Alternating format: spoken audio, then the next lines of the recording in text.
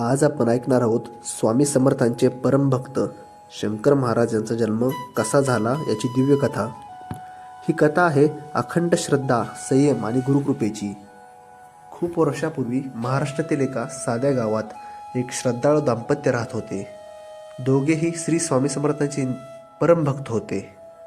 दररोज पूजा, नामस्मरण आणि स्वामींची सेवा हा त्यांचा जीवनमार्ग होता। पण त्यांच्या आयुष्यात एक मोठी पोकळी होती। त्यांना संतान सुख नव्हते। वर्षानुवर्षे प्रयत्न करूनही काहीच घडत नव्हते।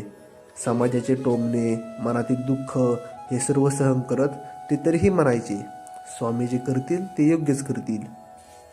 दर गुरुवारी ते उपाशी राहत, स्वामींचा जप करत, अक्कलकोटला जाऊन वारंवार दर्शन घेत। एके दिवशी त्या भक्ताचे मन फार भरून आले। डोळ्यात अश्रू आणि मनात वेदना घेऊन तो स्वामींना म्हणाला, स्वामी, संतान नसेल तरी चालेल, पण मला इतकी ताकद द्या की हे दुःख सहन करता येईल। ही प्रार्थना मनापासून होती खरी। त्याच रात्री स्वामी समर्थ त्या भक्ताच्या स्वप्नात आले आणि स्वप्नात येऊन त्या भक्ताला दर्शन दिले आणि म्हणाले, तुझी भक्ती खरी आहे, लवकरच माझा अंश तुझ्या घरी जन्म घेईल। तो सामान्य बालक नसेल, तो माझ्या कार्यासाठी येईल। हे ऐकून भक्त दाम्पत्याचे डोळे भरून आले। त्याच आयुष्यात नवी आशा आणि नवीन किरण तयार झाली। काही काळानंतर त्या स्त्रीला गर्भधारणा झाली। गर्भावस्थेतच घरात वेगळी शांतता जाणवू लागली। ती सतत स्वामींचे नाव घेत असे। तिला मनशांती आणि सकारात्मक ऊर्जा जाणवत होती। आणि एक शुभ दिवशी त्या दिव्य बालकाचा जन्म झाला। बालक जन्मताच घरात एक अद्भुत शांतता पसरली। बालकाचे डोळे अत्यंत तेजस्वी आणि शांत होते। लोक म्हणू लागले, हा मुलगा साधा नाही, हे बालक म्हणजेच शंकर महाराज।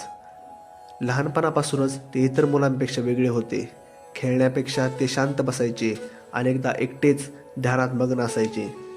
लोकांनी विचारले, तू एकटाच काय करतोस? ते हसून म्हणायचे, स्वामी माझ्याजवळ आहेत। हे ऐकून सगळे थक्क व्हायचे। शंकर महाराजांच्या मुखातून सतत स्वामी समर्थ हेच नाव येत असे। असे वाटायचे की स्वामी स्वतः त्यांना मार्गदर्शन करत आहेत। हळूहळू त्यांच्याकडे लोक येऊ लागले, कोणी दुःख घेऊन, कोणी आजार घेऊन, आणि आश्चर्य म्हणजे अनेकांच्या अडचणी सुटू लागल्या। शंकर महाराज कधीच स्वतःला मोठे मानत नसे।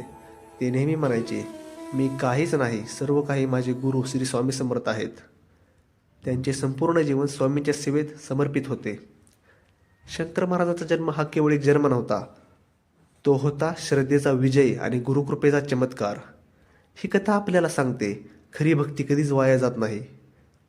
जरी कथा तुमच्या मनाला स्पर्श करून गेली असेल तर व्हिडिओला लाईक करा, चॅनलला सबस्क्राईब करा आणि कमेंटमध्ये लिहा, श्री स्वामी समर्थ।